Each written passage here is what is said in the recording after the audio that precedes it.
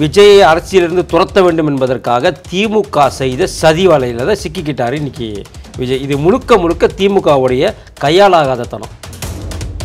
10 ரூபா பாட்டில் கோட்டருக்கு 10 ரூபா பாட்டில்னு பேச பேச பேச அப்போ தான் செருப்படுத்து தூக்கி அடிக்கிறதும் ஆபாசமாக பேசுவதும் அப்போ நடக்குது. தடியடியும் அப்போ தான் நடக்குது. இவங்க தடியடி நடத்தாமல் கூட்டத்தை அப்படியே கண்ணீர் புகையோ இல்லை ஏதோ ஒன்று வச்சு இவங்க கலைச்சிட்டு இருந்தாங்கன்னா இந்த கூட்டம் வந்து பெருசாக நடந்திருக்காது.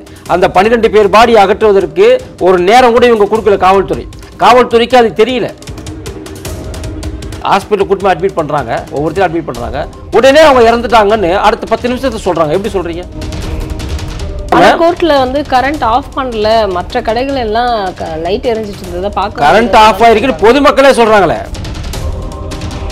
8 மணிக்கு அந்த சம்பவம் நடந்து முடிந்த பிறகு 8:10 உடனடியாக ஒரு அறிக்கை கொடுக்கிறார் முதலமைச்சர். ஒரு அறிக்கை கொடுத்து 8:15 நிவாரணம் அறிவிக்கிறாரு. அதுக்குள்ள எப்படி தகவல்? அதுதான் இல்ல, மருத்துவர்களும் மற்ற மாவட்டங்களிலிருந்து உடனடியாக அங்க எப்படி வர முடியும் அப்படிங்கிற அதுதான் நாங்களும் கேட்கிறோம். வர முடியாது. அப்போ ஏற்கனவே நீங்க மருத்துவமனையில டாக்டர்கள் நீங்க வச்சிருந்தீங்க, அப்போ இது நடக்கும்னு உங்களுக்கு தெரியும். இல்ல, அன்பில் மகேஷ் ரொம்ப அழுது இருந்தாரு, என்னால அந்த பிஞ்சு குழந்தையோட உயிரை பார்க்க முடியல அப்படின்னு சொல்லி. அதாவது ஒரு படத்துல வரும் பார்த்தீங்களா, என்னன்னா இது வந்து விபத்து கிடையாது, இது முழுக்க முழுக்க திமுகவால் நடத்தப்பட்ட கொலை.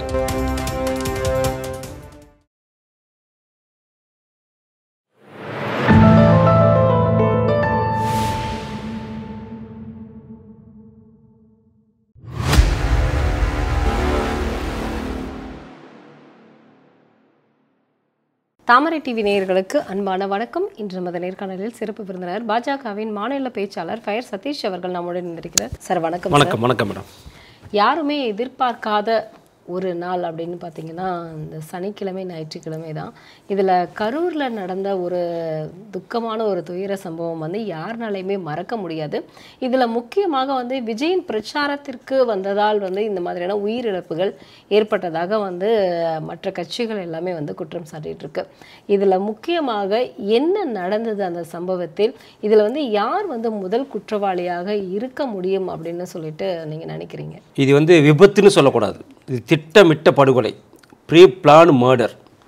அதாவது விஜயை அரசியலிருந்து துரத்த வேண்டும் என்பதற்காக திமுக செய்த சதி வலையில் தான் சிக்கிக்கிட்டார் இன்னைக்கு விஜய். இது முழுக்க முழுக்க திமுகவுடைய கையாலாகாத தனம். இது திமுகவுடைய மிகப்பெரிய ஒரு மோசடியான சதி. ஏன்னா இது கரூர்னும் போது கரூரில் எப்பவுமே இவங்க ஆதிக்கம் செலுத்த வேணுங்கிறதுல உங்களுக்கு தெரியும். மற்ற அமைச்சர்களை விட அதிகமாக வந்துட்டு செந்தில் பாலாஜிக்கு திமுக முக்கியத்துவம் கொடுக்கும். அப்படி இருக்கும்போது மற்ற மாவட்டத்தில் சக்ஸஸ் ஆன கூட்டம் தன்னுடைய மாவட்டத்தில் சக்ஸஸ் ஆகக்கூடாதுன்றதுக்காக கரூர் பாலாஜி செய்த சதி தான் இது. திமுகவுடைய தலைவர் மு.க. ஸ்டாலின் உதவியோட செந்தில் பாலாஜி அரங்கேற்றிய நாடகம் தான் இந்த நாடகம். இது முழுக்க முழுக்க ப்ரீ பிளான்டு. நான் என்ன கேட்குறேன்னா, இப்போது அவர் ஒரு இடம் கேட்குறாரு, இதுக்கு முன்னாடி 3 இடம் போனார், எந்த இடத்துலையும் இந்த பிரச்சனை இல்லை. இந்த இடத்துல ஏற்கனவே எடப்பாடியார் என்ன சொல்லியிருக்காருனாக்கா, அவர் பேட்டி பார்த்தீங்கன்னா சொல்லியிருப்பார், நாங்கள் ரவுண்டானா கேட்டோம், ரவுண்டானால ஓரளவுக்கு க்ரௌடு சந்திக்கக்கூடிய இடம் அங்கே இருக்குது, நாங்கள் அதை கேட்டோம், அதை கொடுக்காம எங்களுக்கு இங்கே கொடுத்தாங்க, எங்களுக்கே தள்ளுமுள்ளு ஏற்பட்டது. அவர் வந்து ஒரு செலிபிரிட்டி, ஒரு நடிகர், கட்சி சார்ந்து இல்லாமல் ஓட்டு போடுறவங்க இல்லாமல் பார்க்கறதுக்கு நிறைய பேர் வருவாங்க, அப்போ அவருக்குனாச்சும் அந்த இடத்த நீங்கள் கொடுத்துருக்கணும்னு கேட்குறாங்க. இதே தான் இன்றைக்கி பொதுமக்களும் கேட்குறாங்க. அவ்வளோ பெரிய செலிபிரிட்டியை விடுங்க, அதாவது ஒரு படத்தில் ஒரு யார் நடித்தாலும் சரி, அது லேடி ஆக்டராக இருந்தால் நயன்தாராவாக இருக்கட்டும், சன்னி லியோனாக இருக்கட்டும், ஒரு யானை மாடு குதிரை பண்ணி எது நடித்தாலும் இது படத்தில் நடிச்சிருக்கு இங்கே வந்து நிற்குதுன்னு சொன்னாக்கா அது மந்தையாக போய் பார்க்குற கூட்டம் தான் தமிழ்நாட்டு கூட்டம். தமிழ்நாட்டு மக்களை பற்றி தெரியாதா? இது கூத்தாடிக்கு குனிகிற கூட்டம், இவங்கெல்லாம் கூத்தாடிக்கு அடிமையாக இருக்கிற கூட்டம் தமிழ்நாடு கூட்டம். இது தெரியும், இது ஸ்டாலினுக்கும் தெரியும், அங்கே இருக்கக்கூடிய மாவட்ட கலெக்டருக்கும் தெரியும், அங்கே இருக்கக்கூடிய டிஜிபிக்கும் தெரியும். நீங்கள் என்ன பண்ணிட்டு இருந்தீங்க? அப்போ இவ்வளோ க்ரௌடு வரப்போகுது, நீங்கள் என்ன சொல்லியிருந்தீங்க? கோர்ட்டில் என்ன சொல்லியிருந்தீங்க?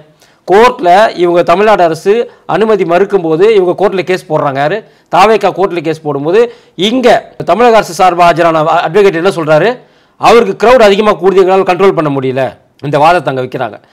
அவங்களுடைய தொண்டர்களை எங்களால் கண்ட்ரோல் பண்ண முடியல, அவங்க வந்துட்டு வேறு மாதிரி மற்ற தொண்டர்கள் மாதிரி இல்லாமல் வேறு மாதிரி ஆக்ரோஷமாக இருக்கிறாங்கலாம் இவங்க சொன்னாங்க. அப்போது இதெல்லாமே உங்களுக்கு தெரியும். இதெல்லாம் தெரிஞ்சு கோர்ட்டு நிபந்தனைகள் கொடுத்து உங்களுக்கு வைக்கிறதுனும் போது நீங்கள் என்ன பண்ணிடணுங்க? போலீஸ் பாதுகாப்பை பலப்படுத்தி இருக்கணும். 1. 2வது நல்ல விசாலமான பகுதியை கொடுத்துருக்கணும். அவங்க இந்த பகுதி கேட்கலனாக்கா நீங்கள் வேறு எதனா நல்ல பெரிய பகுதியாக கொடுத்துருக்கலாம். அப்போ திட்டமிட்டு ஒரு கெட்ட பெயரை தாவேக்காக உருவாக்க வேண்டும், விஜயை அரசியலிலிருந்து ஒழிக்க வேண்டும், மக்கள் கிட்ட ஒரு எதிர்ப்பாளையை உருவாக்கணும்னு நினைச்சு திட்டமிட்டு இதை பண்ணியிருக்காங்க. இப்போ இதுல நாளைக்கே ரொம்ப சந்தேகமான விஷயங்கள் 4 விஷயங்கள் எழுது. எனக்கு என்னன்னா, விஜயை நான் பார்க்க போறேன்னா செருப்பு கழட்டி அடிப்பேனா? விஜயோட ரசிகர்கள் யாருமே அதை செய்ய மாட்டாங்க. ஒரு செருப்பு 2 செருப்புல அந்த வீடியோ காணொலி நீங்க பாத்தீங்கன்னா நிறைய செருப்பு விஜய் மேல வீசப்பட்டிருக்கு. அப்படின்னா என்ன அர்த்தம்? வேண்டுமென்றே பர்டிகுலரா அவர் மேல செருப்பு எடுத்து அடிக்கணும். அது ஆபாச வார்த்தைகளும் பேசியிருக்கிறாங்க. அதுவும் ஒரு சில காணொலியில் வருது. ஆபாச வார்த்தைகளாக விஜய் ரொம்ப கொச்சைப்படுத்தி பேசியிருக்கிறாங்க. அப்போ ஆபாச வார்த்தைகளை பேசி செருப்பால் அடிக்கிறாங்கன்னு சொன்னா மற்ற எந்த மாவட்டத்தில் நடக்காம இந்த மாவட்டத்தில் மட்டும் நடக்குதுன்னா என்ன அர்த்தம்? அப்போ முழுக்க இதுக்கு செந்தில் பாலாஜியும் ஸ்டாலின் அவர்களும் தான் இதுக்கு காரணம். திமுக அரசும் அங்கே இருக்கக்கூடிய கலெக்டர், அங்கே இருக்கக்கூடிய டிஜிபி, இவங்க தான் இதுக்கு காரணமே தவிர இது எப்படி நீங்கள் விஜய் காரணம்னு சொல்ல முடியும்? ஏன்னா விஜய் தெளிவாக சொல்லிட்டாரு. அவர் ஒரு அறிக்கையிலேயே கொடுத்துட்டாரு. என்னென்னு, கர்ப்பிணி பெண்கள் என்னை பார்க்க வராதிங்க, குழந்தைகளை கூட்டிகிட்டு வராதிங்க, வயசானவங்களை கூட்டிகிட்டு வராதிங்கன்னு சொல்லியும் மக்கள் நம்ம தடுக்க முடியாதுங்க. மக்களை வந்துட்டு நீ இப்போ வீடு வீடாக போய் சொல்லவும் முடியும்? அதை சரிப்படுத்தி ஒழுங்குபடுத்தி அவர்களை வந்துட்டு பாதுகாப்பான ஒரு சூழ்நிலை கொண்டு வர வேண்டியது யாரோட பொறுப்பு? அந்த மாவட்ட கலெக்டரோட பொறுப்பு, அந்த மாவட்டத்துடைய போலீஸ் கண்காணிப்பாளரோட பொறுப்பு. ஆனால் இவங்க அதை செய்யலையே. எதுக்கு தேவையில்லாம ஒரு ஆம்புலன்ஸ் உள்ளே வருது? இப்போது என்ன நடந்திருக்குன்னா, முதல்ல கூரை மேலே இருக்காங்க, கூரை வந்துட்டு பிரிஞ்சு அந்த தகரம் வந்துட்டு ஜென்ரேட்டர் ரூமில் விழுந்திருக்கு. அந்த ஜென்ரேட்டர் ரூம்லேயே அதை விழும் போது அங்கேயே கீழே விழுந்து 12 பேர் ஸ்பாட் அவுட். அங்கேயே ஜென்ரேட்டர் ரூம்லேயே 12 பேர் ஸ்பாட் அவுட். அப்போ அந்த ஸ்பாட் அவுட் ஆன உடனே தான் ஆம்புலன்ஸை வர சொல்லியிருக்கிறாங்க. இந்த ஆம்புலன்ஸ் வர்றதுக்கு கொஞ்சம் தாமதமாக இருக்குது. அதுக்கப்புறம் அவங்கள கூட்டு அந்த 12 பேரோட முடிஞ்சிருக்கும். அது மிகப்பெரிய ஒரு தள்ளு முள்ளானதுக்கப்புறம் உள்ள தடியடி நடத்தியிருக்கிறாங்க போலீஸ். தடியடி நடத்தினதுக்கப்புறம் தான் இந்த சாவு எண்ணிக்கை 40ஆக உயர்ந்திருக்கு. இவங்க தடியடி நடத்தாமல் கூட்டத்தை அப்படியே கண்ணீர் புகையோ இல்லை ஏதோ ஒன்று வச்சு இவங்க கலைச்சிட்டு இருந்தாங்கன்னா இந்த கூட்டம் வந்து பெருசாக நடந்திருக்காது. அந்த 12 பேர் பாடி அகற்றுவதற்கு ஒரு நேரம் கூட இவங்க கொடுக்கல காவல்துறைக்கு அது தெரியல. அங்கே இருக்கிற பொதுமக்கள் தான் அங்கே ரொம்ப அச்சப்பட்டு, அங்கே இருக்கிற தொண்டர்கள் தான் ரொம்ப அச்சப்பட்டு அந்த 12 பேரை எப்படி மீட்கிறதுன்னு போது தான் அப்போதான் ஒரு சலசலப்பு கூட்டத்துக்குள்ள ஏற்படுது. அப்போதான் போலீஸ் தடியடி நடத்துறாங்க. அந்த தடியடி நடத்தும் போது அவங்க அங்கே இங்கேன்னு ஓடுறாங்க. யாராச்சும் தடியடி நடத்தும் போது அங்கே அடி வாங்கிட்டா இருப்பாங்க. அப்போ அங்கே இங்கே ஓடுவாங்க. ஓடும் போது என்னவோ கீழே விழுவாங்க. கீழே விழுவங்க மேலே என்னவோ கூட்டம் ஏறி அவன் கீழே இருக்கிறது கல் இருக்குதா மண் இருக்குதா என்னன்னு அவனுக்கு தெரியாது. மனுஷன் இருக்கிறாங்க கூட தெரியாது. அவன் ஏறி மறிச்சிட்டு தான் போவான். இதில் இன்னொரு முக்கியமான விஷயம், ஹாஸ்பிட்டல் கூட்டமாக அட்மிட் பண்ணுறாங்க, ஒவ்வொருத்தரும் அட்மிட் பண்ணுறாங்க. உடனே அவங்க இறந்துட்டாங்கன்னு அடுத்த 10 நிமிஷத்தை சொல்கிறாங்க. எப்படி சொல்கிறீங்க? அப்போது என்ன இந்த கூட்ட நெரிசலில் சாகிறவங்க, இந்த மூச்சு திணறி சாகுறவங்கலாம் வந்துட்டு இந்த சிபிஆர்னு சொல்லிட்டு ஒரு சிகிச்சையை பண்ணுவாங்க. அதாவது அது வந்து 5லேருந்து 4 மணி நேரத்துக்குள்ளே அந்த சிகிச்சையை பண்ணணும்.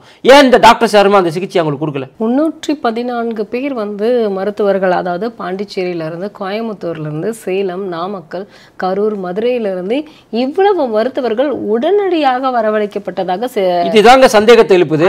மகேஷ் பொய்யாமொழி சொல்லி இதுதான் சந்தேகத்தை எழுப்புது. நான் என்ன சொல்றேன்னா, அங்கே வந்துட்டு 8 மணிக்கு இந்த சம்பவம் நடக்குது. 8 மணிக்கு அவர் கிளம்பிட்டார்.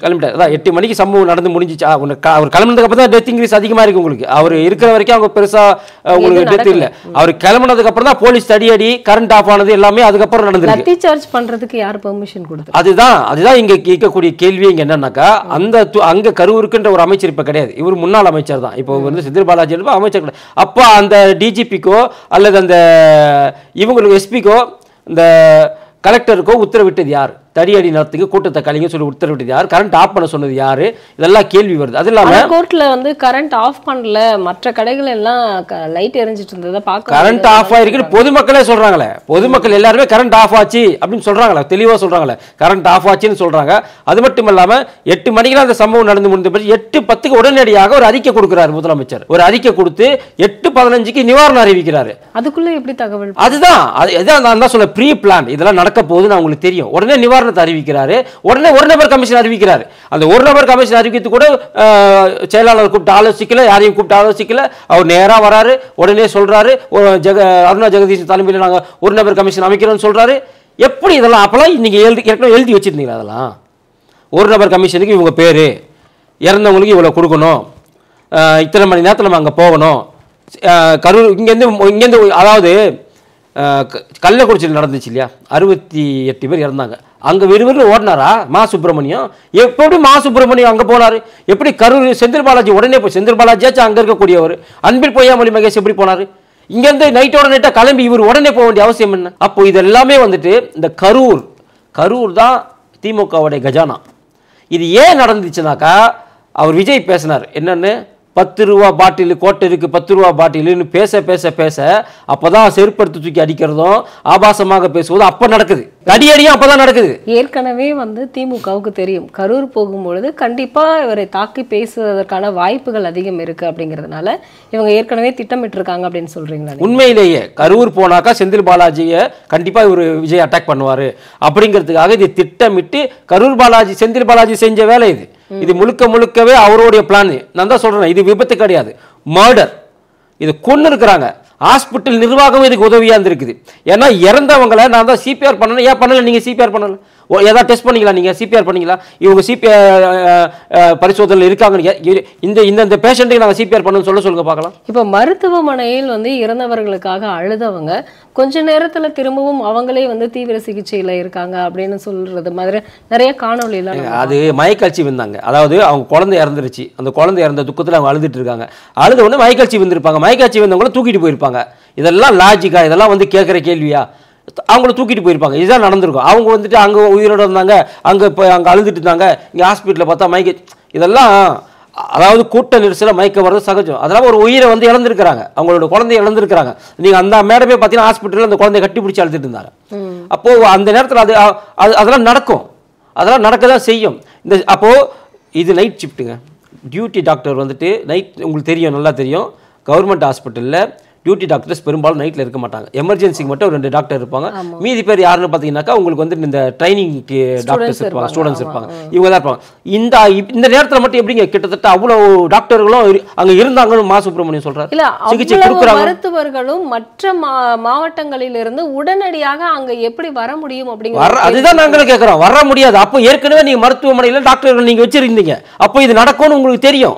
உங்களுக்கு தெரியும். பொதுவாகவே இன்னைக்கு அவல நிலைமை என்ன, நம்மளுடைய அரசாங்க மருத்துவமனையில் ஹாஸ்பிட்டல்ஸ் டாக்டர்ஸ் இருக்கிறது கிடையாது, ஒழுங்கான ட்ரீட்மெண்ட் கிடையாது. இடது காலில் ஆப்ரேஷன் பண்ண சொன்னா வலது காலில் பண்றது, கிட்னிக்கு ஆப்ரேஷன் பண்ணா கல்லீரலுக்கு பண்றது, இப்படி குழப்பக்கூடிய இவங்க இப்போ இந்த நிகழ்ச்சிக்கு மட்டும் இப்படி உடனே 30 டாக்டர் அங்கே இருந்தாங்க.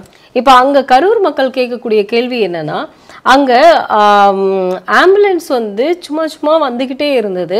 இதுல இன்னொன்னு என்னன்னா, பக்கத்திலேயே, அதாவது அந்த பிரச்சாரம் நடந்த இடத்துக்கு பக்கத்திலேயே அவ்வளவு மருத்துவமனைகள் இருக்கு. காவேரி மருத்துவமனை இருக்கு, அப்போலோ ஹாஸ்பிட்டல்ஸ் இருக்கு. இவங்க அங்க எமர்ஜென்சிக்கு என்ன பண்ணுவாங்க, அங்க ஹாஸ்பிட்டலுக்கு கூட்டிட்டு போயிருப்பாங்க. அங்க இல்லாம அவ்வளவு தொலைவில் இருக்கக்கூடிய கரூர் ஜிஹெச்க்கு வந்து ஏன் கூட்டிட்டு போகணும்? இதுல இன்னொன்னு சொல்லியிருந்தார், யாரு, கரூர் செந்தில் பாலாஜி சொல்லியிருந்தார், நீங்க ட்ரீட்மெண்ட் பண்ணுங்க, எவ்வளவு செலவானாலும் நான் பாத்துக்கிறேன் அப்படிங்கறத கூட சொல்ல. இதெல்லாம் நாடகம், இதெல்லாம் முழுக்க முழுக்க நாடகம். இல்ல அன்பில் மகேஷ் ரொம்ப அழுது இருந்தாரு, என்னால அந்த பிஞ்சு குழந்தையோட உயிரை பார்க்க முடியல அப்படின்னு சொல்லி. அதாவது ஒரு படத்துல வரும் பார்த்தீங்களா, என்னன்னா முதல்வன் படம் நினைக்கிறேன், இவரே குண்டு வைப்பாராம், இவரே எடுப்பாராம், இவரே வந்து அவங்க அம்மா அப்பாவை கொல்லுவாராம் அப்படிங்கிற மாதிரி தான் இவனுங்களே நாடகத்தை நடத்துவானுங்களாம், இவனுங்களே அராஜகம் பண்ணுவாங்களாம், இவனுங்களே செருப்படுத்தி அடிப்பாங்களாம், இவங்களே கரண்ட்டை கட் பண்ணுவாங்களாம், இவங்களே தடியடி நடத்துவாங்களாம், இவங்களே பொதுமக்களை கொள்வாங்களாம், கடைசியில் இவங்களே அழுவாங்களாம். அது போலதான் இருக்குது இது. இவங்களே அழுவாங்க. இது நான் என்ன கேட்கறேன்னா, இது முழுக்க முழுக்க விஜய் காரணம்னா, ஏர் ஷோ நடந்துச்சுல, 5 பேர் கொண்டா, 5 பேர் இறந்தாங்கல்ல, 70 பேர் ஹாஸ்பிட்டல் அட்மிட் ஆனாங்கல்ல, அப்ப விஜய் இருந்தார் அந்த இடத்துல, முதல்வர் மு க ஸ்டாலின் இருந்தாரு, துணை முதல்வர் இருந்தாரு இல்லையா? அப்ப நீங்க பொறுப்பேற்றீங்களா அதுக்கு? இப்ப இந்த விஷயத்துக்கு விஜய் பொறுப்பேற்கணும் சொல்ற நீங்க, அந்த விஷயத்துக்கு நீங்க பொறுப்பேற்றீங்களா? இல்ல இல்ல, அந்த விஷயத்துக்கு நீங்க போனீங்களா? கள்ளக்குறிச்சியில 68 பேர் செத்தான, அப்ப போனாரா? அப்ப இங்க மட்டும் கரூருக்கு போக வேண்டிய அவசியம் என்ன? அறிக்கையுமே 48 மணி நேரம், 48 மணி நேரம் கழிச்சு அந்த அறிக்கையும் கொடுக்குறாரு. அப்ப நீங்க 48 மணி நேரம் இன்னும் கூட நீ அவருக்கு இது நம்ம 68 பேர் இருந்த அந்த கள்ளக்குறிச்சிக்கு போய் பார்க்கல ஸ்டாலின், இது வரைக்குமே அங்க போகல. அவர் அந்த நேரத்தில் அவர் எங்க இருந்தாருன்னா, தேர்தல் பிரச்சாரத்துக்காகவும் சீட்டு எண்ணிக்கைக்காகவும் அங்க போயிட்டார், டெல்லிக்கு போயிட்டார். அவர் உங்களுக்கு நல்லா தெரியும், அவர் இங்க கிடையாது, அங்க டெல்லிக்கு போயிட்டார். இங்க 68 பேர் இறந்தும் கூட டெல்லிக்கு போனார். ஆனா கரூருக்கு மட்டும் இவ்வளவு முக்கியத்துவம் கொடுக்க வேண்டியது என்ன? மரக்காணம் இஷ்யூ நம்ம பார்த்திருப்போம். அது மட்டும் இல்லாம வந்து நம்ம இந்த திருவண்ணாமலையில வந்து இறந்தாங்க, அந்த 13 பேர் இறந்தாங்க. அது மட்டும் இல்லாம இந்த குழந்தைகள் வந்து சத்துணவு முட்டையை சாப்பிட்டு இறந்து போனாங்க. அதே மாதிரி வந்து வாஷ்ரூம் போன குழந்தைகள் வந்து அங்க இறந்து போனாங்க பள்ளிக்கு முன்னாடியே. லாக்அப் டெத் மரணங்கள், ஆணவ படுகொலைகள், இவ்வளவு பிரச்சனைகளுக்கும் திமுக எந்த ஒரு ரியாக்ஷனுமே காட்டல. ஏன் ஸ்கூல்ல இறந்த குழந்தைங்களுக்கு கூட கல்வி அமைச்சர் போய் பதில் சொல்லல, போய் பேசவே இல்லை. இப்படி இருக்கும் பொழுது இந்த விஷயத்துக்கு மட்டும் இவ்வளவு வந்து பரபரப்பு ஏன் திமுகவுக்கு? நான் தான் சொல்றேன், அண்ணாமலையை போல ஆக்ரோஷமாக திமுகவை எதிர்க்கக்கூடிய நபர் தான் விஜய். இன்னைக்கு அண்ணாமலை எந்த அளவுக்கு வீரியமாக திமுகவை எதிர்க்கிறாரோ அதே போலதான் இவரு விஜய் அவர்கள் எதிர்க்கிறார். விஜய் எங்க நமக்கு வந்துட்டு ஒரு சிம்ம சொப்பனமாக மாறிவிடுவாரோ, நமது வாக்கு வங்கி விஜயால் எங்க பாதிக்கப்பட போறதோங்கிறதுக்காக விஜயை இந்த கூட்டம் தான் அவருக்கு கடைசி கூட்டமாக இருக்க வேண்டும். அதற்கு அப்புறம் அவருக்கு அந்த அரசியல் வாழ்வே என்பது இருக்கக்கூடாது, அவரை பயமுறுத்த வேண்டும் என்பதற்காக பலி கொடுக்கப்பட்டது அந்த 39 உயிர். இது அதான் நான் திரும்ப திரும்ப சொல்றேன், இது ப்ரீ பிளான்டு, இது கொலை, இது விபத்து கிடையாது, இது முழுக்க முழுக்க திமுகவால் நடத்தப்பட்ட கொலை. இதை மாற்று கருத்து இருக்க முடியாது, இதுக்கு அவங்க தான் பொறுப்பு ஏற்கணும். நான் என்ன கேட்குறேன்னா, நீங்க தானே சொன்னீங்க உத்தரப்பிரதேசத்தில் கும்பமேளாவில் நெரிசலில் சிக்கி இறந்தப்ப இதே ஸ்டாலின் அவர்களும் இதே ஸ்டாலினுக்கு அடிமையாக இருக்கக்கூடிய அடிமை சாசனம் எழுதி கொடுத்த திருமாவளவன் கம்யூனிஸ்ட் போன்றவங்க என்ன சொன்னீங்க, யோகி ஆதித்யநாத் பதவி விலக வேண்டும். 45 கோடி பேர் கூடின இடத்துல 30 பேர் செத்ததுக்கு பதவி விலகணும்னு சொல்ற நீங்க, இங்க ஒரு 20,000 பேர் கூடினதுல 30 பேர் 40 பேர் செத்து போயிருக்காங்கன்னா நீ என்ன பண்ணணும்? அரசியலே நீ இருக்கக்கூடாது, கட்சியை கழிச்சிட்டு எனக்கு ஆட்சியும் வேண்டாம் அதிகாரமும் வேண்டாம்னு விட்டுட்டு போகணும்ல. 45 கோடி பேர் அங்க மெயின்டைன் பண்ண யோகி ஆதித்யநாத்தை கேள்வி கேட்ட ஸ்டாலின் அவர்கள் ஒரு 20,000 பேரை சமாளிக்க துப்பு இல்லாத வக்கு இல்லாத ஒரு அரசாங்கத்தை வைத்துக்கொண்டு அந்த கூட்டத்தை சரி பண்ண முடியாத ஒரு போலீஸ் துறையை வைத்துக்கொண்டு அந்த போலீஸ் துறை உங்க கையில வச்சிருக்கீங்க சொன்னா நீங்க எல்லாம் தார்மீக பொறுப்பேற்று ராஜினாமா செய்யணும். நீங்க உங்களா தமிழக அரசு நடத்துறதுக்கு நீங்க லாய்க்கு இல்லாதவங்க. ஏன்னா இந்தியாவிலேயே அதிகமாக இந்த போன்ற சம்பவங்கள் கொத்து கொத்தாக உயிர் போகிற இடம் பார்த்தீங்கன்னா தமிழ்நாடு. 68, 20, 10, 25, 2021 இன்ன வரைக்கும் எடுத்துட்டு நீங்க பார்த்தாக்கா லட்சக்கணக்கான பேர் செத்து போய் கிடக்குறாங்க இவங்களோட ஆட்சியில், லாக்அப் டெத்ல இருந்து எல்லாத்துலயுமே. கண்டிப்பா சரி. இப்போ எடப்பாடியார் அவர்கள் சொல்லியிருந்தாங்க, கண்டிப்பா விஜய்க்கான ஒரு இரங்கல் மட்டும் தான் தெரிவிக்க முடியும், ஆனால் அந்த அளவுக்கு அவர் மன உளைச்சல்ல இருப்பாரு.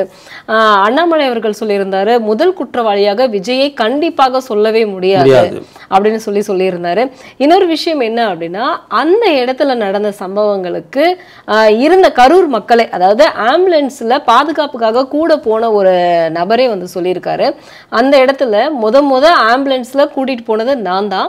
அந்த இடத்துல பாத்தீங்கன்னா உடனே அந்த இடத்துல செந்தில் பாலாஜி மக்களோட கையை பிடிச்சாரு. நாங்க ஹாஸ்பிட்டலுக்கு போறதுக்கு முன்னாடியே அந்த இடத்துல எல்லா டாக்டர்ஸுமே வெளியே ரெடியா இருந்தாங்க அப்படின்னு ஒரு விஷயத்த அந்த காணொலியிலேயே காட்டுறாரு அவரு. ஏன்னா மேல இருந்துட்டு நாங்க பார்த்தது எல்லாமே தெரியும் அப்படின்னு. எப்படி செந்தில் பாலாஜி அவர்களுக்கு அந்த மக்கள் அங்க வருவாங்க அப்படிங்கிறது எப்படி தெரிஞ்சிருக்கும்? அதுதாங்க ரூட். என்ன கடவுள் அப்படினே மக்கள் அதுதாங்க டேக் டைவர்ஷன். அவங்களுடைய பிளானே டேக் டைவர்ஷன். இதுதான் அவங்களுடைய பிளான். அவங்க பிளான் என்னன்னாக்கா, இதன் மூலமாக விஜய்க்கு ஒரு கெட்ட பெயரை ஏற்படுத்த வேண்டும், விஜய்க்கு அரசியல் வாழ்க்கையை இல்லாமல் பண்ணணும், விஜயை அரசியலிருந்து ஓரங்கட்டணும், விஜயை பயமுறுத்த வேணும். இதற்கு தேர்ந்தெடுக்கப்பட்ட இடம்தான் கரூர். அதற்காக கொடுக்கப்பட்ட இடம் தான் அந்த குறுகிய இடம். இவங்க நினச்சிருந்தா பெரிய இடத்த கொடுத்துருக்கலாம், வேண்டுமென்று அந்த குறுகிய இடத்தை கொடுத்து வேண்டுமென்று இவங்க நினச்சிருந்தாங்கன்னா உங்களுக்கு தெரியும், நிறைய மாநாட்டில் மக்களை சேர விட மாட்டாங்க, டோல்கேட்லேயே நிறுத்திட்டு கூட்டம் அதிகமாகிடுச்சு உள்ளே போக முடியாதுன்னு சொல்லி அங்கேயே நிறுத்திடுவாங்க. நிறைய பஸ்ஸு நிறைய வேனெல்லாம் நிறைய நம்ம பார்த்துருக்கோம். மதுரை மாநாட்டுக்கு கூட எங்களுடைய வாகனத்தெல்லாம் அங்கேயே நிறுத்திட்டு நீங்கள் போங்கன்னு நடந்து போங்கன்னு தான் சொன்னாங்க. ஆனால் இந்த கூட்டத்திற்கு அலையாக கூட்டம் வரும்போது போலீஸுக்கு தெரியும் இந்த இடத்துல இவ்வளோ சதுர கிலோமீட்டரில் இவ்வளோ ஸ்கொயர் ஃபீட்டில் இவ்வளோ மக்கள் தான் இருக்க முடியும், அதுக்கு மேலே அங்கே இருக்க முடியாதுன்னு போலீஸுக்கு தெரிஞ்சும் வர்ற மக்கள் அங்கேயே தடுத்து நிறுத்தாமல் உள்ளே அனுப்ப வேண்டிய அவசியம் என்ன? கண்டிப்பா சார். இதுல அவங்க 11 மணிக்கு விஜய் வரதா சொன்னாரு, ஆனா 3 மணின்னு சொன்னாங்க வந்திருக்காரு அப்படின்னு சொல்லிட்டு அந்த இடத்துல காவல்துறை அதிகாரிகள் நீதிமன்றத்துல அவங்களுடைய அறிக்கையை தாக்கல் செய்யறாங்க. இதுல முக்கியமாக தாவேகா தரப்புல இருந்து என்ன சொல்றாங்கன்னா, இல்ல 3ல இருந்து நாங்க 10 மணி வரைக்கும், அதாவது 3ல இருந்து 10 மணி வரைக்கும் நாங்க இந்த நேரத்திற்குள்ளாக எங்க தலைவர் வருவார் அப்படின்னு கேட்டிருக்காங்க. அவங்க சொன்ன டைம் வேற, ஆனா இவங்க சொன்ன டைம் வேற. இவங்க சொன்னது அதாவது 3 மணில இருந்து 10 மணினா அந்த 7 மணி அப்படின்னு அவர் வந்த டைமை நம்ம எடுத்துக்கிட்டோம்னா அந்த இடைப்பட்ட நேரத்துக்குள்ளதான் இருக்கு. அப்படி இருக்கும் பொழுது இந்த இடத்துல காவல்துறை, அதாவது அவர் வரக்கூடிய டைம் இன்ஃபார்ம் பண்ணியிருக்காங்க, அப்போ காவல்துறை அதுக்கு முன்னாடியே ஏன் கூட்டத்தை சேர்றதுக்கு அனுமதிச்சது அப்படிங்கிற ஒரு கேள்வியும் அந்த இடத்துல இருக்கு. இல்லை, அதுதான் சொல்கிறேன். இப்போ கூட்டத்தை சேர அனுமதித்ததுன்னு சொல்கிறத விட கூட்டம் சேர அவங்களுக்கு பாதுகாப்பு கொடுக்க வேண்டியது இவங்களுடைய வேலை. டேவிட்சன் தேவசகாய் என்ன சொல்கிறாங்கன்னா, 500 போலீஸ் அனுப்பிச்சோம். 500 போலீஸ் எப்படிங்க பத்தும்? அவர் 500 போலீஸுங்கிறது என்ன சொல்கிறாருன்னா, உள்ள வேனுக்குள்ள உட்காந்துருக்காங்க. பொதுமக்கள் என்ன சொல்றாங்க, அங்கே போலீஸே இல்லை, அவங்க டெட் எண்ட்லயும் இந்த முன்னாடியும் மட்டும்தான் இருந்தாங்க. விஜயும் சொன்னாங்க. என்னன்னா முகத்துல அடிச்சாங்க, கரண்ட் ஆஃப் பண்ணனதுக்கு அப்புறம் வந்து எங்களை அடிச்சாங்க, அது யார் அடிச்சாங்கங்கிறது அந்த இடைப்பட்ட கால நேரத்துக்குள்ள தெரியல அப்படின்னு அங்க பாதிக்கப்பட்ட ஒரு பெண் வந்து சொல்லியிருந்தாங்க. அதுதாங்க, அந்த 12 பேர் மட்டும் தான் உயிரிழப்பு. அந்த எலக்ட்ரிக் ஷாக் அடிச்சு 12 பேர் மட்டும் தான் உண்மையான உயிரிழப்பு. மீதி பேர் எல்லாமே செயற்கையாக அடித்து கீழே தள்ளி மக்களால் மிதிப்பட்டு இறந்தவங்க தான் மீதி பேர். இதில் வந்து 5 பெண் குழந்தைகள், 5 ஆண் குழந்தைகள். ரொம்ப முக்கியம். இதில் ரொம்ப பச்சிலம் குழந்தைகள், அவங்க சின்ன குழந்தைங்க. அந்த சாபம்லாம் சத்தியமாக அந்த திமுகவையும் திமுகவுடைய முதலமைச்சர் சும்மா விடாது. அந்த குடும்பத்துடைய சாபம்லாம் அவ்வளோ நான் என்ன சொல்கிறேன், இப்படி உயிரை காவு கொடுத்து ஆட்சியை தக்க வைக்க வேண்டும், திரும்ப ஆட்சிக்கு வரணும், உங்களுக்கு என்ன அவசியம்? அப்போ பெரியார் சொன்னது உண்மைதானா? அப்போ இவங்க ஆட்சிக்கு வரணுன்றதுக்காக கட்சியை காப்பாற்றிக் கொள்ள வேண்டும், ஆட்சியை காப்பாற்றிக் கொள்ள வேண்டியதுக்காக உயிர் பலி பண்ணுவாங்க, என்ன வேணாலும் பண்ணுவாங்களா? இது என்னவோ சினிமாவில் பார்க்குற மாதிரி இருக்குங்க. இது முழுக்க முழுக்க ஏதோ ஒரு படத்தில், கோவ படத்தில் அந்த வில்லன் வந்துட்டு ஆட்சி அமைக்கிறதுக்காக தன் கூட இருக்கவங்களே வந்துட்டு குண்டு வச்சு கொலை பண்ணுவாங்க பார்த்தீங்களா, அந்த மாதிரி இப்போ அன்னைக்கு நடந்த சம்பவம் முழுக்க முழுக்க ஒரு சினிமா பார்க்குற மாதிரி இருந்துச்சு. இது 2009 இதே மாதிரி திமுக ஒரு சம்பவத்தை அரங்கேற்றியது அப்படின்னு சொல்றாங்க. இந்த வெள்ள நிவாரணத்தை கொடுக்க போனது எங்களுக்கு வந்து திமுக அதிமுகவுக்கு மட்டும் தராங்க, எங்களுக்கு தரலன்னு சொல்லிட்டு இந்த கவுன்சிலர், இப்போ கவுன்சிலராக இருக்கக்கூடிய தனசேகரன் வந்து இந்த மாதிரியான ஒரு பிரச்சனத்தை மக்களுக்குள்ளேயே வந்து ஒரு பிரச்சனையை உருவாக்கி அந்த இடத்துல ஒரு சம்பவம் பண்ணாங்க. 2004 அதே மாதிரி ஒரு சம்பவத்தை திமுக அரங்கேற்றியது அப்படின்னு சொல்லிட்டு வந்து நிறைய நியூஸ்ல வந்து நம்ம பார்க்குறோம். இந்த மாதிரியான சம்பவங்கள் வந்து இந்த இதுல நடந்துகிட்டே இருக்கு. அண்ணாமலை சொன்னது போல தாவேகாவும் சிபிஐ வேணும், ஸ்பெஷல் இன்வெஸ்டிகேஷன் கண்டிப்பா வேணும்னு சொல்லியிருக்காங்க. இதுக்கான அனுமதி கிடைக்கும் நீங்க நினைக்கிறீங்களா? கண்டிப்பாக திமுக இதற்கு சிபிஐ விசாரணைக்கு ஒத்துக்காது, அது மாற்று கருத்தே கிடையாது. கோர்ட்டு தாமாக முன்வந்து சிபிஐக்கு மாற்றினா மட்டும்தான் உண்டு. அப்படியே சிபிஐக்கு மாற்றினா கூட சிபிஐக்கு கொடுக்கக்கூடாதுன்னு சுப்ரீம் கோர்ட்டில் இவங்க வந்து வாதாடுவாங்களே தவிர இவங்க இந்த விஷயத்தில் சிபிஐக்கு கொடுக்க மாட்டாங்க. கொடுக்கக்கூடாதுன்னு சொன்னால் கண்டிப்பாக வந்து மக்கள் தரப்புல இருந்தும் எதிர்கட்சியினர்கிட்ட இருந்தும் கண்டிப்பா எதிர்ப்பு வரும் இல்லையா? கொடுக்கணும்னு கேட்பாங்க இல்லையா? அதான் இப்போ இவங்க உத்தமனாக இருந்தால், ஸ்டாலின் உத்தமனாக இருந்தால், கரூர் பாலாஜி உத்தமனாக தான் உங்க மேல உங்களுக்கு தப்பு இல்லை, இது முழுக்க முழுக்க விஜய் தான் காரணம் நீங்க சொன்னீங்கன்னாக்கா, நீங்க போலீஸ் மேலேயும் எந்த தப்பு இல்லை, அரசாங்க நிறுவனத்து மேலே எந்த தப்பு இல்லை, கலெக்டர் மேலே எந்த தப்பு இல்லை, அங்க இந்த எஸ்பி மேலே எந்த தப்பு இல்லைன்னா சிபிஐ உத்தரவிட வேண்டியதான். நீங்க அந்த விஷயத்துக்கு உடனே உத்தரவிட்டீங்கல்ல, அதே மாதிரி இதுக்கு உத்தரவிடுங்க. ஏன் பயப்படுறீங்க? உதயநிதி சொல்லியிருக்காரு, ஒரு கூட்டத்தை, ஒரு தொண்டர்களை கட்டுப்படுத்த முடியாதவர்கள் வந்து எப்படி தலைவராக இருக்க முடியும்னு கேட்டிருக்காரு. ஆமாம், அது கரெக்டு தான். ஏன்னா இவர்கள் தொடர்களை பார்த்தா நமக்கு தெரியுமா, இவங்க வந்துட்டு ஏன் உங்களுக்கு வந்துட்டு இந்த தள்ளு முள்ளுலாம் அங்கே ஏற்படாது தெரியுங்களா? திமுக அங்கே ஒரு குத்துப்பாட்டுக்கு டான்ஸ் ஆட விட்டு அரகுற ஆடையோட நீங்கள் டான்ஸ் ஆட விட்டாக்கா கூட்டம் இங்கே இருக்காது, திமுகவோட கூட்டம் மொத்தமாக அங்கே தான் இருக்கும். அதனால பெருசாக தள்ளு முள்ளாக ஏற்படாதுங்க. ஏன்னா அவங்க வந்துட்டு தலைவரை பார்க்க போக மாட்டாங்க, தலைவருக்காக கூத்தாடிகளோட கொண்டாட்டத்தை பார்க்க போவாங்க. அதனால அவங்களுக்கு பெருசாக தள்ளு முள்ளு இருக்காது. இப்போ அது மட்டும் இல்லாமல் சமீப காலமாக ஸ்டாலின் வந்தால் கூட அங்கே கூட்டம் கூடுறதில்லை, உதயநிதி வந்தாலும் கூட்டம் கூடுறதில்லை, எல்லாம் காலிச்சாராக தான் இருக்குது. இவங்களுக்கு இங்கே கூடுற கூட்டத்தை பார்த்து இவங்களுக்கு பொறாமை சகிக்க முடியல. எங்க வந்துட்டு ஒரு மாற்று சக்தியாக விஜய் உருவாயிடுவார்னு சொல்லிட்டு தான் இதே போன்ற செயல்களில் ஈடுபடுறாங்க. கண்டிப்பா சரி. இன்னைக்கு வந்து பாத்தீங்கன்னா அனைத்து கட்சி தலைவர்களுமே வந்து கரூருக்கு வந்து அந்த துக்க சம்பவத்தை வந்து எல்லாருமே போய் பார்க்கறதுக்கு போயிருக்காங்க. திருமாவளவன் வந்து பாத்தீங்கன்னா அண்ணாமலை அவர்கள், அந்த இடத்துல வந்து எடப்பாடியார் அவர்கள், ஒவ்வொருத்தரும் நிர்மலா சீதாராமன் அம்மா அவர்கள் இன்னைக்கு போயிருக்காங்க. கனிமொழி அவங்க போய் நிவாரணம் நிதி கொடுத்துருக்காங்க. இவ்வளவு பெரிய ஒரு இஷ்யூவை ஏற்படுத்தி அரசியலுக்காக வந்து இது வந்து அரசியலாக எடுத்துட்டு போக கூடாதுன்னு எடப்பாடியார் சொல்றாங்க. ஆனா அரசியலாக அந்த இடத்துல வந்து மாற்றப்பட்டு இருக்கிறதாக பொதுமக்களே வந்து விஜய்க்கு வந்து ரொம்ப சப்போர்ட்டிவா பேசுறாங்க. இதுல இன்னொரு முக்கியமான ஒரு கேள்வி என்ன அப்படின்னா, அந்த இடத்துல பாதிக்கப்பட்ட நபர்கள் மருத்துவமனைக்கு செல்வதற்கு முன்பாக செந்தில் பாலாஜியினுடைய அறக்கட்டளை அங்க எப்படி வந்தது? கரூர் திமுக போட்டு ஆம்புலன்ஸ் வருதுங்க, எப்படி அவ்வளவு சீக்கிரம் பேனர் வச்சு நீ ஒட்டினீங்க? எனக்கு ஒன்றும் புரியல. அந்த இறப்பு சம்பவம் நடக்குது, கரூர் மாவட்ட திமுகன்னு சொல்லி எல்லா ஆம்புலன்ஸ்லையுமே அந்த பேனர் இருக்கு. அப்போ நீங்கள் இதெல்லாம் அதுதான் நான் சொல்கிறேன், இதெல்லாம் ப்ரீ பிளான்னு சொல்கிறேன். இது இவ்வளோ ஏற்கனவே தயாரித்து வச்சுட்டாங்க. இதெல்லாம் இந்த அறக்கட்டளையிலேருந்து தண்ணீர் பாட்டில் வருது, இதெல்லாம் அவங்க ஏற்கனவே இங்கே நடக்கும், சம்பவம் நடக்க போகுது, நம்ம அதுக்கான வேலையை நம்ம செஞ்சிட்டோம், நம்மளோட பிளான் சக்ஸஸ் ஆகிடும். அதனால் சக்ஸஸ் ஆன உடனே இதெல்லாம் உடனே அடுத்தடுத்து போகணும். ஃபஸ்ட்டு வாட்டர் பாட்டில் போகணும், ரெண்டாவது ஆம்புலன்ஸ் போகணும், அடுத்த ஆம்புலன்ஸ் இருக்கவங்க டாக்டரை போய் பார்க்கணும், அங்கே டாக்டர் இருக்கணும், ரெடியாக இருக்கணும், அங்கே ட்ரீட்மெண்ட் போகணும், ஆனால் அந்த ட்ரீட்மெண்ட்டில் அவங்க உயிர் பிழைக்கக்கூடாது, இறக்கணும். இது எல்லாமே பிளான், இது எல்லாமே நடக்கணும். இது நடந்தால் தான் அடுத்து 2026 நம்ம ஜெயிக்க முடியும். அப்போ நாம விஜயை ஓரங்கட்டணும், விஜய்க்கு ஒரு கெட்ட பேர் மக்கள் மத்தியில் உருவாக்கணும். அவங்க இதெல்லாம் நினைச்சாங்க, ஆனால் நடந்தது வேறு. இப்போ 75 கால வந்து அரசியலில் இருக்கக்கூடிய திமுக இப்போ பலம் எதையும் நிரூபிக்காத ஒரு கட்சியோட வந்து எதுக்கு இவ்வளவு பொறாமை போட்டிகள் நினைக்கிறீங்க? அதாவது இவர்களுக்கு தன்னுடைய சாதனைகளை சொல்லி ஓட்டு கேட்க இனிமே முடியாதுங்க. திமுகவால் நாங்கள் இவ்வளோலாம் செஞ்சுருக்கிறோம் அப்படின்னு சொல்லி சாதனைகளால் ஓட்டு கேட்க முடியாது. உங்களுக்கு தெரியும், அவங்க பிஜேபியை எந்த அளவுக்கு விமர்சிக்கிறாங்க. அவங்க பிஜேபி உள்ளே வரக்கூடாதுன்னு தான் ஓட்டு கேட்குறாங்களே தவிர நாங்கள் இதெல்லாம் செஞ்சோன்னு அவங்க ஓட்டு கேட்கல. அவங்க மட்டும் கிடையாது, அவங்க கூட்டணி இருக்கக்கூட காங்கிரஸாக இருக்கட்டும், விடுதலை சிறுத்தைகளாகட்டும், கம்யூனிஸ்டாக இருக்கட்டும், யாராக இருக்கட்டும், பிஜேபி உள்ளே வரக்கூடாதுன்னு ஓட்டு கேட்குறாங்களே தவிர நாங்கள் இந்த சாதனைகளை செய்தோம், இத்தனை வருஷத்தில் இவ்வளவு நாங்கள் பண்ணோம், இவ்வளோ வேலைவாய்ப்பு கொடுத்தோம், மக்களுக்கு இவ்வளோ நன்மைகள் செய்தோன்னு அவங்களால ஓட்டு கேட்கவே முடியாது.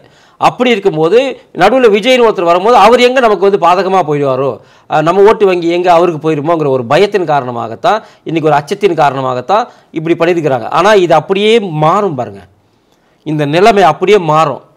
கட்டாயமாக விஜய் ஒரு ஒரு ஒரு முடிவெடுக்க வேண்டிய சூழ்நிலை இது. விஜய் ஒரு தனக்கு ஈகோ பார்க்காம தான் தான் பெரிய ஆளுன்னு நினைக்காம, இந்த திமுகன்ற தீய சக்தி இன்றைக்கி பார்த்தீங்கன்னாக்கா ஜெயிப்பதற்காக 40 பேர் பலி கொடுத்துருக்குறாங்க. நாளைக்கு ஜெயிக்கிறதுக்கு என்ன வேணாலும் பண்ணுவாங்க. ஸோ கொள்கைகளை மறந்து திமுகவை தோற்கடிக்க வேண்டும் என்ற ஒரே எண்ணத்தோடு இருக்கும் அனைத்து கட்சிகளும் இணைந்து திமுகவை டெபாசிட் இழக்க செய்தால் மட்டுமே அடுத்த 2026 ஒரு நல்லதொரு ஆட்சியை தமிழகத்தில் கொடுக்க முடியும். அதை விட்டுட்டு திரும்ப நான் அதை எதிர்க்கிறேன், இதை எதிர்க்கிற பாசிசம், பாஜக, கேஜாக்கான்னு விஜய் திரும்ப பேசிட்டு இருந்தாருனாக்கா நாளைக்கு விஜயை கண்டிப்பாக இதை விட மோசமாக தாக்கக்கூடிய திமுக 2026 உருவாகிடும். அப்புறம் விஜயோடைய இப்போ உங்களுக்கு தெரியும், இன்னும் 6 மாதம் எலெக்ஷன் வரப்போது. இப்பயே விஜய் இந்த பாடுபடுத்துகிறாங்கனாக்கா 2026 மீண்டும் திமுக வந்து விட்டால் விஜய் என்னெல்லாம் பண்ணுவாங்க? விஜய் பேசுகிற பேச்சுக்கும் விஜய் பண்ணுற ஆட்டிடியூடுக்கும் என்னெல்லாம் பண்ணுவாங்க? அப்போது விஜய் அவர்கள் இந்த சந்தர்ப்பத்தை நீங்கள் யோசிக்க வேண்டும். இப்போ நீங்கள் ஒன்றா சேரணும், எல்லாரும் கூடயுமே திமுகவை எதிரான அனைத்து சக்திகளுமே ஒன்று கூடி திமுகவை வீழ்த்தி அரியணையில் உட்காரணும். இது அதற்கான சந்தர்ப்பம். ஆர்எஸ் பாரதி ஒரு விஷயம் கேட்டிருக்காரு, எங்களுடைய தலைவர் எல்லா விஷயத்துக்குமே வந்து முன்னோடியாக செயல்படக்கூடியவர். இந்த மாதிரி ஒரு சம்பவம் நடந்ததுக்கு கூட எங்களுடைய தலைவருடைய செயல்பாடு தான் முதல்ல வந்து ஆக்ரோஷமாக வந்து அவங்களுக்கு பாதுகாப்பானதையும் வந்து சென்னையில் இருந்து கொண்டே தமிழக முதல்வர் வந்து இந்த விஷயத்தை தெரிஞ்சிருக்காரு. விஜய்க்கு அரசியல் செய்ய தெரியல, அரசியல் ஆற்றலே கிடையாது அப்படின்லாம் வந்து குற்றம் சாட்டியிருக்காரு. இது எப்படி அரசியல் ஆற்றல் தெரியல? எதுக்கு அவர் பார்த்து பயப்படுறீங்க? எதுக்கு அவர் கேட்குற இடத்த கொடுக்க மாட்டேங்கிறீங்க? எதுக்கு பர்மிஷன் கொடுக்க மாட்டேங்கிறீங்க? அவருக்கு அரசியல் ஆற்றல் இல்லை, உங்களுக்கு தைரியமான ஆள் தான் நீங்கள். அப்புறம் கேட்கும்போது பர்மிஷன் கொடுக்க வேண்டியதானே, கேட்க வேண்டிய இடத்த கொடுக்க வேண்டியது தானே. கேட்குற இடத்தையும் கொடுக்க மாட்டீங்க, கேட்குற நேரத்தையும் கொடுக்க மாட்டீங்க, கேட்குற தேதியும் கொடுக்க மாட்டீங்க. இப்படி முன்னுக்கு பின் முரணாக அவர் ஒவ்வொரு தடவை ஒவ்வொரு தேதி கேட்குறாரு, அந்த தேதியை கொடுக்க மாட்டேங்கிறீங்க. ஒவ்வொரு மாவட்டத்துக்கு அந்த மாவட்டத்தை கொடுக்க மாட்டேங்கிறீங்க. நீங்கள் இந்த வழியாக போங்க, அந்த வழியாக போங்க. இந்த எல்லாமே டைரக்ஷன் பண்ணுறது யார்? தமிழக காவல்துறையும் தமிழக அரசும் அரசாங்க நிர்வாகம் தானே. இவரை வந்து இந்த பகுதியில் தான் நீங்கள் இந்த பாதையில் தான் போகணும், இந்த பாதையில் தான் வரணும். அவர் கூட்டிகிட்டு வர்றது எல்லாமே யார்? போலீஸ் என்ன சொல்லுது அதுதானே அவர் செய்கிறாரு. அவர் தன்னிச்சையாக இல்லை நான் அங்கே தான் போக மாட்டேன்னு இங்கே தான் போவேன்னு ஏதாச்சும் சொல்கிறாரான்னு அப்படியே எதுவுமே சொல்கிறது இல்லையே. எங்கே நீங்கள் கொடுக்கப்பட்ட இடமோ அந்த இடத்துல வந்து அவர் பேசுகிறாரு. அப்போ அந்த இடத்துல பொதுமக்களுக்கும் அவருக்கும் பாதுகாப்பு கொடுக்க வேண்டிய கடமை தமிழக அரசுக்கு இருக்குது. அப்போ தமிழக எந்திரம் இதில் வந்து தவறிச்சு. இப்போ எஸ்பியும் மாவட்ட கலெக்டரையும் வந்து சஸ்பெண்ட் பண்ணணும் அப்படின்னு சொல்லி அண்ணாமலை அவர்கள் சொல்லியிருக்காங்க. பாதுகாப்பு தர வேண்டியவர்கள் தரவில்லை அப்படிங்கிறது வந்து இதில் வந்து கண்கூடாவே நம்ம பார்க்குறோம் அப்படின்னு சொல்லியிருக்காரு. இப்போ ராகுல் காந்தி அவர்களுமே வந்து விஜய் அவர்களுக்கு வந்து ஆறுதலை சொல்லியிருக்காரு, நீங்கள் பின் வாங்கக்கூடாது, நீங்கள் வந்து இப்போ தான் தெளிவான முடிவுகளை எடுக்கணும், உங்களால் முடிஞ்ச உதவிகளை வந்து மக்களுக்கு நீங்கள் செய்யுங்க, பின்வாங்காமல் இதிலிருந்து நீங்கள் எழுந்து வரணும் திரும்பவும் சொல்லிட்டு அவருக்கு வந்து ஒரு அரசியலுக்கு திரும்ப வரணும் அப்படிங்கிற மாதிரி ஒரு மோட்டிவேஷனலையும் கொடுத்துருக்காரு சார். அண்ணாமலை அவர்களுமே வந்து நல்ல ஒரு மோட்டிவேஷனலான விஷயத்தை கொடுத்துருக்காங்க. அடுத்த கட்ட முடிவு விஜய் என்ன செய்ய போகிறார்? ஏன்னா வீட்டில் இருந்து அவர் நேற்று ஃபுல்லாகவே வரல, இன்றைக்கி தான் வெளியே வந்திருக்காரு. என்ன மாதிரியான முடிவுகள் தாவேக்கா எடுக்கும்? இல்லை, இது முதல்ல என்னென்னா, இப்போ வந்துட்டு இந்த கலெக்டராக இருக்கட்டும், எஸ்பியாக இருக்கட்டும், கண்டிப்பாக அவங்க 2 பேருமே இவங்க சஸ்பெண்ட் பண்ண மாட்டாங்க. அவங்க 2 பேருமே வந்துட்டு நம்ம செந்தில் பாலாஜிக்கு கை ஆளாகத்தான், அவரோட அடிமையாக தான் இன்றைக்கி செயல்படுறாங்க. அவர் இன்றைக்கி அவங்களோட நெருக்கமானவங்கள தான் அவர் எஸ்பியாகவும் போட்டிருக்காரு, அந்த பகுதிக்கு கலெக்டராகவும் போட்டிருக்காரு. அதனால் கண்டிப்பாக சஸ்பெண்ட் செய்ய மாட்டாங்க. எனக்கு தெரிஞ்சு 68 பேர் கொல்லப்பட்டாங்களே, அங்கே சஸ்பெண்ட் பண்ணாங்க. அந்த கலெக்டரையும் மாற்றினாங்க, அந்த எஸ்பியும் மாற்றினாங்க. அதே போல் மரக்காணத்துலேயும் அந்த கலெக்டரையும் மாற்றினாங்க, எஸ்பியும் மாற்றினாங்க. அதே போல் இங்கே நடந்த சென்னைக்கு கூட சஸ்பெண்ட் பண்ணாங்க. ஆனால் கரூரில் இருக்கக்கூடிய அந்த கலெக்டரையும் அந்த எஸ்பியும் மட்டும் இந்த ஸ்டாலின் அரசு ஏன் சஸ்பெண்ட் பண்ணலனாக்கா அதற்கான செந்தில் பாலாஜி. ஏன்னா செந்தில் பாலாஜி அவர்களுக்கு கைக்கு அடக்கமாக இருக்கக்கூடிய கலெக்டராக தான் அங்கே இருக்கக்கூடிய கலெக்டர் இருக்காரு. அதே போல் எஸ்பியும் அப்படி தான் இருக்கிறார். அதனால் அவங்க 2 பேரையும் சஸ்பெண்ட் பண்ணுறதுக்கான வாய்ப்பு கிடையாது. அதே போல் விஜய் அவர்கள் உண்மையிலேயே எங்களுடைய கருத்து என்னன்னாக்கா, நீங்கள் இதிலிருந்து பின்வாங்கக்கூடாது, இன்னும் ஆக்ரோஷமாக அடித்து ஆட வேணும். அண்ணன் சொல்லுவார் இல்லையா, அண்ணாமலை அண்ணன் சொல்லுவார் இல்லையா, கோல் வந்துட்டு நம்ம கையில் இருக்கணும், அவங்க கையில் இருக்கக்கூடாது. நாம தான் கோலை வந்துட்டு பாலை நம்ம தான் ரொட்டேட் பண்ணமே தவிர பால் அவங்ககிட்ட கொடுத்துட்டு நாம் பால் அவங்ககிட்ட பிடிக்கக்கூடாது. நம்ம கிட்ட இருக்கிற பால் அவங்க பிடிக்கிறதுக்கு அவன் யோசிக்கணும். அப்போ பாலை நம்ம தான் டிஃபென்ஸ் பண்ணணும் அப்படின்னு சொல்லுவார். அதுபோல தான் இன்றைக்கி நீங்களும் விஜய் அவர்களும் ஒரு அன்பான வேண்டுகோள், நீங்கள் இனி பின்வாங்கக்கூடாது. இனி உங்களுடைய அரசியல் ஆக்ரோஷமான அதே நேரத்தில் அறிவுபூர்வமான அரசியலாக இருக்க வேண்டும். நீங்களும் உங்கள் தொண்டர்களுக்கு சில அறிவுரைகளை கூற வேண்டும். ஏன்னாக்கா உங்களுக்கு தெரியும், இவங்க ஒரு மீட்டிங் வந்துட்டு போகிறாங்கன்னா அந்த மீட்டிங் அந்த இடம் ஒரு கலவர பூமியாகவே மாறிடுது. ஒரு ஒழுக்கம் இல்லாத ஒழுக்கம் கெட்ட நபர்களாக இன்னைக்கு அந்த கட்சியை சார்ந்த இளைஞர்கள் இருக்கிறாங்க. அதிக பேர் பார்த்தீங்கன்னாக்கா 17 வயசு 16 வயசு பக்குவம் இல்லாத ஒரு வயசு. அவங்களை கட்டுப்படுத்துவதற்கு தேவையான நடவடிக்கைகளை விஜய் எடுக்க வேண்டும். அப்படி எடுத்தால் மட்டும்தான் வருங்காலத்தில் இது மாதிரி பிரச்சனைகள்லாம் வராது.